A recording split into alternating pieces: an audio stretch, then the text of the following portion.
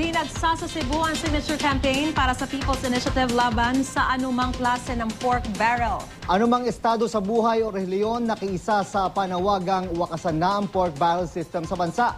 Mayulat ang spot si Alan Domingo ng GMA Cebu. Alan? Yes, John Maris, kasalukuyang isinasagawa ngayon dito sa Cebu ang People's Initiative to Abolish Pork Barrel. Ito ay nilahukan ng iba't ibang sektor galing sa Luzon, Visayas at Mindanao, kabilang na ang ilang provincial church organization. Nagkakaisa silang lahat na labanan ang isinalarawan nilang systematic form of corruption ng pamahalaan, ang pork barrel. Sa kanyang talumpati, pinasalamatan ni Cebu Archbishop Jose Palma ang Korte Suprema sa pagdeklarang unconstitutional ng ilang bahagi ng Disbursement Acceleration Program UDAP. Iginiit din ng obispo na ang pag-abolish ng pork barrel ay laban ng mga mamamayan. Nagpadala din ng mensahe ang kamunuan ng CBCP para i-endorso ang People's Initiative.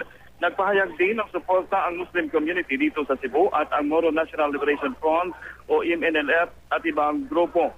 Mamayang hapon, magsasagawa ng signature campaign ang People's Initiative to Abolish Pork Barrel. Yan ang latest mula dito sa Cebu. John, Maris. Maraming salamat, Alan Domingo.